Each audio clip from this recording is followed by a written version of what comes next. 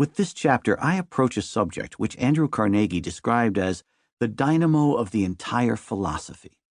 By this he meant that applied faith is the power that gives to those who use it an effective way to put the philosophy of American achievement into action.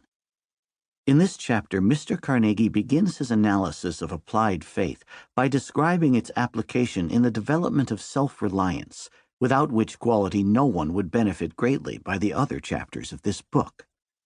As far back as the records of civilization are available, there is evidence that the philosophers, the psychologists, and the scientists have recognized the existence of a power available to mankind known as faith, and the history of civilization is replete with evidence that faith is an irresistible power, that it enables those who use it to rise above seemingly insurmountable obstacles.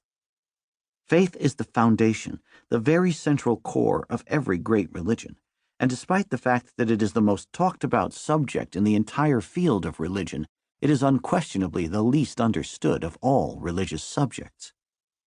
Back through the ages, mankind has been admonished to have faith, but I am without access to any authentic record of a satisfactory explanation as to how that state of mind known as faith can be inspired.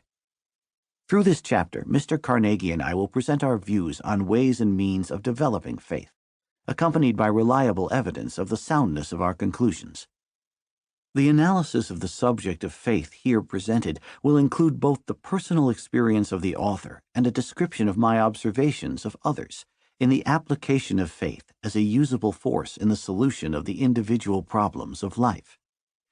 The analysis will draw attention to the difference between faith and confidence. It will include a definite, workable formula through which that form of confidence known as self-confidence can be vitalized with the greater power of faith, and thus made irresistible. In his description of his own method of applying faith, Andrew Carnegie reveals, for the first time as far as is known, the secret of his astounding achievements, and in so doing he offers every reader a dependable approach to the understanding and use of the power of faith. Obviously, no form of application of faith is as helpful to an individual as that which aids in the development of self-reliance, for it is no mere expression of poetic words when we say, "That which man can believe, man can achieve." There is a certain state of mind which, as all who have experienced it know, serves to inspire one with enthusiasm, initiative, imagination, and definiteness of purpose to rise above ordinary difficulties and carry his plans through to success without effective opposition. We refer to this state of mind as self-reliance, but if we examine carefully those occasions on which it serves best, we will discover that it has a quality far superior to mere confidence in self. The chapter begins with an analysis of self-confidence, precisely as Andrew Carnegie explained his understanding of this subject to his student, Napoleon Hill, upon our meeting in Mr. Carnegie's study in 1908. "Mr. Carnegie, you have inspired me to undertake a job that may require the better portion of my life. The task is one that calls for self-confidence far greater than I possess. Therefore, I want you to tell me how I can develop the faith necessary to carry me over the obstacles with which I will likely meet during my research." You have asked me a question that should be of keen interest to every person who aims at achievement above mediocrity, and my answer will describe perhaps the most important of the 17 principles of achievement. You may put it down as applied faith, and you should emphasize it as one factor of human achievement which gives power to all who apply it. It is the great equalizing force which truly makes all men equal. Am I to understand you to say, Mr. Carnegie, that all men are born equal? Do you mean that men who have great self-reliance are born with that trait?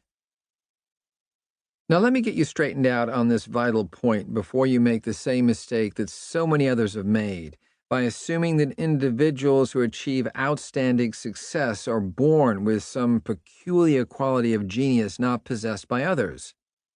Self-confidence is a state of mind that is under the control of the individual, and it is not an inborn trait possessed by some and lacking in others. There are varying degrees of self-confidence, the reason for which I will explain later. Supreme self-confidence is based upon faith in infinite intelligence, And you may be certain that no one ever attains this state of mind without having first established contact with and a definite belief in infinite intelligence. The starting point in the development of self-confidence is definiteness of purpose. That is why this principle is given first place in the philosophy of individual achievement by me and many others. It is a well-known fact that the man who knows exactly what he wants, has a definite plan for getting it, and is actually engaged in carrying out that plan, has no difficulty in believing his ability to succeed. It is equally well known that the man of indecision, the fellow who flounders around and procrastinates, soon loses confidence in his own ability and winds up doing nothing. There is nothing difficult to understand about this.